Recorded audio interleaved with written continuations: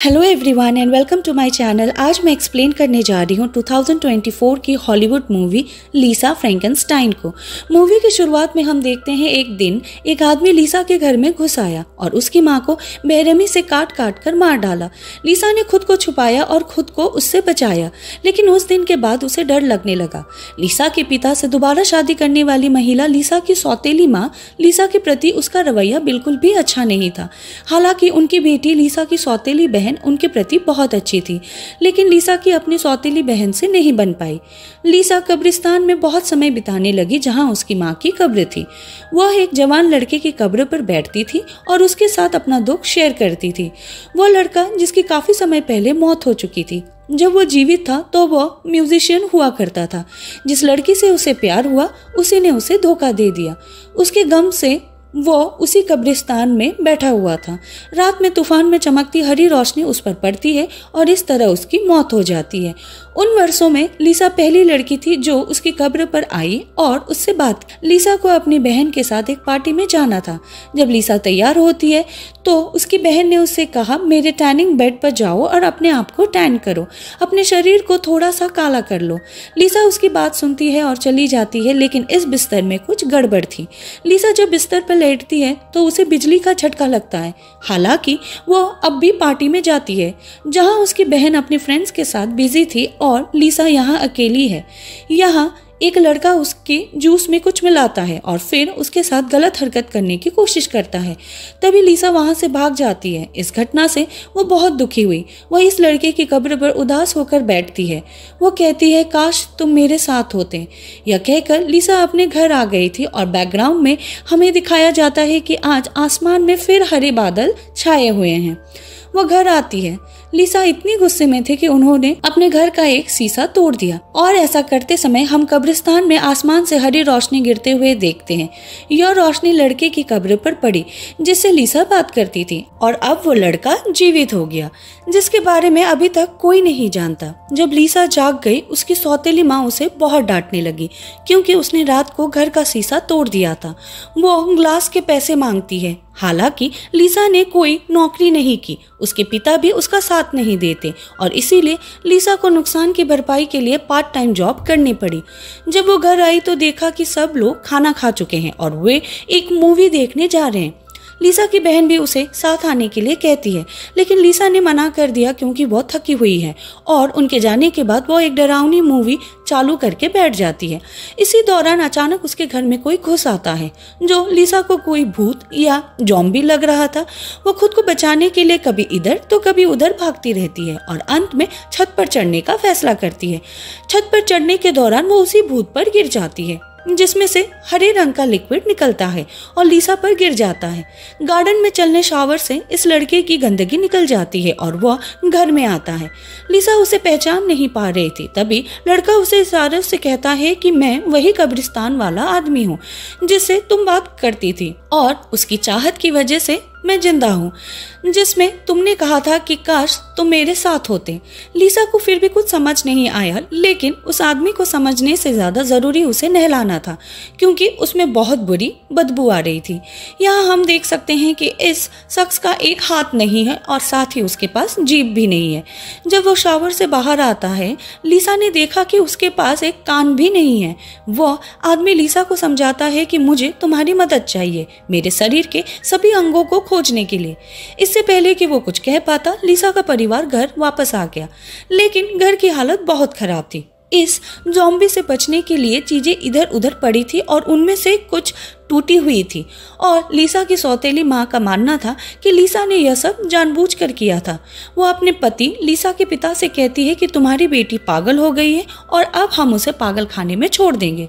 लीसा उसे बहुत कुछ बताने की कोशिश करती है कि यह सब उस क्रिएचर की वजह से हुआ है जो उनके घर में घुस गया था, लेकिन उसकी किसी ने नहीं सुनी।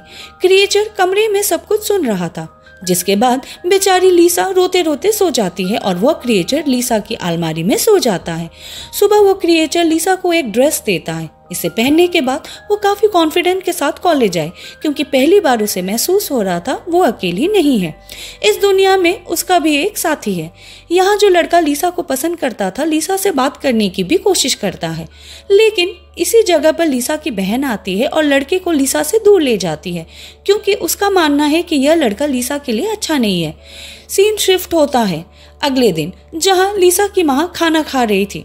उसी समय गुस्से में वो क्रिएचर लीसा की माँ के खाने में एक कीड़ा डाल देता है, क्योंकि उसे लीसा की माँ बिल्कुल भी पसंद नहीं थी। वो हर वक्त लीसा पर किसी न किसी तरह की जुर्म किया करती थी। इस कीड़े को देखकर उसे लगता है कि यह सब लीसा की शरारत है, और अब वो डिसाइड करती है कि वो सबसे पहले क्या करेगी, लीसा को पागल खाने में छोड़ना है।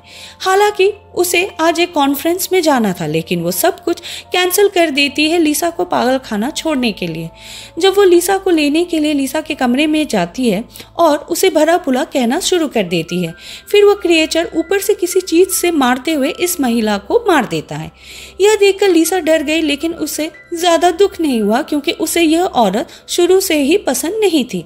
अब इस क्रिएचर ने इस महिला का कान काट दिया। अब क्रिएचर और लीसा इस डेड बॉडी को खींचते हुए और उसे उसी कब्र पर ले आते हैं, जिससे ये क्रिएचर जिंदा बाहर आ गया। डेड बॉडी को उसकी जगह पर रख दिया गया। अब घर आकर ये क्रिएचर लीसा को बताता है कि इस औरत का कान मेरे शरीर से स्टिच कर दो। लीसा ने इस कान को भी सिलवाया, लेकिन इस कान का कोई फायदा नहीं हुआ, क्योंकि ये क्रिएचर इस कान से सुन नहीं पाता था। तभी ये क्रिएचर लीसा के हाथ पर बिजली का निशान बना देता है। उसे समझ आता है कि यह कान तभी काम करेगा जब उसे करंट लगेगा। लीसा को अब अपनी बहन का टैनिंग बेड याद आता है, जिसकी वजह से उसे भी करंट लगा था। वो उस क्रिएचर को उस बेड में लेटा देती है और खुद अपने बालों को स्टाइल करने लगती है। यहाँ साफ दिख रहा है कि लीसा अब काफी खुश है, काफी कॉन्फिडेंट भी है, और यह सब हो रहा है इसी क्रिएचर की वजह से, जिसको वो अपना दोस्त मान रही है। ये क्रिएचर जब उस टैनिंग बेड से निकलकर बाहर आता है तो पता चला है जो कान लीसा ने सिया था वो भी अब काम करने लगा है। अब लीसा अगले दिन खुशी खुशी तैयार होकर कॉलेज आती है। उसका कॉन्फिडेंस, उसका स्टाइल देखकर काफ़ी लोग उसे पसंद करने लगे थे। कॉलेज में वो बहुत ज़्यादा पॉपुलर हो गई थी, और यह सब कुछ ही दिनों में हो गया था। अपने इस पॉपुलर का फायदा उठाते हुए लीसा उस लड़के से दोस्ती करती है जिसने मूवी के स्टार्ट में लीसा से बदतमीजी करने की कोशिश की थी। यह दोस्ती वो अपना बदला लेने के लिए कर रही थी। लीसा इस लड़के को उस कब्रिस्तान में ला चुकी है जहां पर पहले से ही वो क्रिएचर मौजूद है। यह क्रिएचर बड़ी ही बेदर्दी से इस लड़के का हाथ काट लेता है। उसने ऐसा इसलिए किया क्योंकि उसके पास एक हाथ नहीं था। उसका हाथ लेने के बाद वो लड़का मर जाता है। यह लोग उसे इसी कब्रिस्तान में दफना कर घर वापस आते हैं। पहले की तरह ही लीसा इस हाथ को इस क्रिएचर के बाजू के साथ सी देती है, जिसके बाद क्रिएचर करंट लेने के लिए टैनिंग बेड में लेटता है और उसका यह हाथ भी किसी आम इंसान के हाथ की तरह काम करने लग जाता है। हाथ ठीक हो जाने के बाद लड़का लीसा के लिए पियानो बजाता है, क्योंकि यह बात तो हम जानते हैं कि वो पिछली जिंदगी में एक म्यूजिशियन था। लीसा इस सब से बहुत ज्यादा खुश थी। धीरे धीरे ये लोग अच्छे दोस्त भी बन चुके थे और काफी करीब भी आ चुके थे। लीसा इस चीज से बहुत खुश थी, जबकि दूसरी तरफ उसके घर वाले बहुत ज़्यादा परेशान थे, क्योंकि उसकी मॉम का काफ़ी दिनों से कुछ पता नहीं था। पहले तो उसके डैड और उसकी बहन को लगता था कि उसकी मॉम एक कॉन्फ्रेंस में गई है, लेकिन जब काफ़ी दिन वो वहाँ से नहीं लौटी और इन लोगों ने पता करवाया तो मालूम हुआ कि वो तो उस कॉन्फ्रेंस में गए ही नहीं। लीसा के डैड अब इस सारी बात की खबर पुलिस को कर चुके थे और इस चीज़ ने लीसा को भी परेशान कर दिया था। वह इस लड़के से कहती है कि हमने 2 मर्डर किए हैं, तुम तो एक क्रिएचर हो, तुम्हें कौन पकड़ेगा, और मुझे पुलिस छोड़ेगी नहीं। आज नहीं तो कल मुझे पुलिस पकड़ लेगी और कुछ दिनों बाद शायद मुझे फांसी भी हो जाए। वो लड़के से कहती है, पर मैं मरने से पहले अपनी एक तो ख्वाहिश पूरी करनी चाहती हूँ, जिसमें से एक थी कि मैं अपना एक दिन अपने फ्रेंड के साथ गुजारना चाहती हूँ। यही सोचते हुए वो अपने कॉलेज जाती है, तो वहाँ जाकर उसे पता चलता है कि उसका फ्रेंड या आप क्रश बोल सकते हैं आज आया ही नहीं। साथ ही उसके दूसरे क्लास वाले को भी मरने की खबर यहाँ फैल चुकी है, यानी उसी लड़के की मरने की खबर जिसे लीसा और उसके क्रिएचर ने मारा था, जिसके इन्वेस्टिगेशन करने के लिए पुलिस भी कॉलेज आई थी। काफी सारे लोगों को शक था लीसा पे। क्योंकि आखिरी पार्टी में इस लड़के ने लीसा के ड्रिंक में कुछ मिलाया भी था और उसके साथ बदतमीजी करने की भी कोशिश की थी। इसीलिए काफ़ी लोगों को शक था कि उसके मरने के पीछे लीसा का ही हाथ होगा। लेकिन पुलिस को इन्वेस्टिगेशन करने पर कोई सुराग नहीं मिलता और ऐसे लीसा बच जाती है। तो दूसरी तरफ दिखाया जा रहा है कि वो क्रिएचर भी अब घर से बाहर निकल आया है। एक आदमी को डरा धमका कर उसने उसके कपड़े ले लिए और दूसरे आदमी को डरा कर वो उसकी कार ले चुका है। वो दुनिया की अब खुली हवाओं का मजा लेना चाहता था। वो ऐसे ही सड़कों पे घूम रहा था कि उस सड़क पर ही लीसा मिल जाती है, जो अपने फ्रेंड के घर जाना चाह रही थी। क्रिएचर लीसा को अपने कार में बिठाकर उसके फ्रेंड के घर ले आता है। वहां आने पर उसे पता चलता है कि उसकी बहन भी उसके फ्रेंड के घर पे ही थी, जो देख लीसा को काफी गुस्सा आ जाता है और लीसा का बदला लेने के लिए अब ये क्रिएचर लीसा के दोस्त के ऊपर ही हमला कर देता है। वो उसके बॉडी के हिस्सों को काटते हुए उसे मार चुका था और अब वो लीसा की बहन पर भी हमला करने वाला था, लेकिन लीसा उसे रोक देती है। जिसके बाद यह क्रिएचर अपनी कार लेकर यहाँ से चला गया और लीसा अपनी बहन को लेकर अपने फ्रेंड के घर से निकल गई।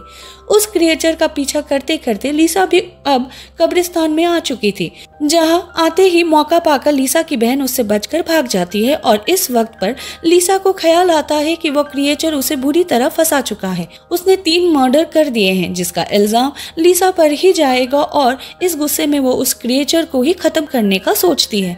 वो पीछे से उस पर वार करने आ ही रही थी, पर आखिर वो उसे नहीं मार पाती क्योंकि एक अकेला वही उसका दोस्त था। वो यहाँ इस क्रिएचर को बता देती है कि मैं तुम्हें बहुत पसंद करती हूँ, जिसके बाद यह लोग घर आ जाते हैं। लीसा यहाँ पर एक और बार इस बंदे के जिस्म के हिस्सों को सीती है और फिर से ये लोग उसे शॉक ट्रीटमेंट देते हैं। जिसके बाद अब ये क्रिएचर काफी खुश नजर आ रहा था। उसने एक रिंग पहनाकर लीसा से शादी भी कर ली थी। इसी रात में पता चलता है कि लीसा को पकड़ने के लिए घर पर पुलिस आ चुकी है, लेकिन लीसा जेल नहीं जाना चाहती। वो हमेशा इस क्रिएचर के साथ रहना चाहती थी और इसका सिर्फ एक ही रास्ता था कि लीसा भी मर जाए। अपने आप को मारने के लिए लीसा टैनिंग बेड के अंदर जाकर उसकी हीट को फुल कर देती है और ऐसे कुछ ही देर में जलकर मर जाती है।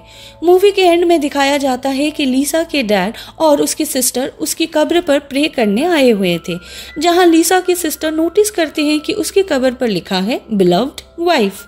वो लोग तो यहीं से चले जाते हैं और यही हमें वो क्रिएचर एक बेंच में दिखाई देता है, जो कि एक किताब पढ़ रहा था। पर शुरू में तो उसके पास जुबान ही नहीं था और लीसा ने तो किसी की भी जुबान उसके साथ जोड़ा नहीं। इसका मतलब है कि खुद ही इस क्रिएचर ने किसी को मारकर उसकी जुबान ले ली थी, जिसके बाद अब वो एक पूरा इंसान बन गया था।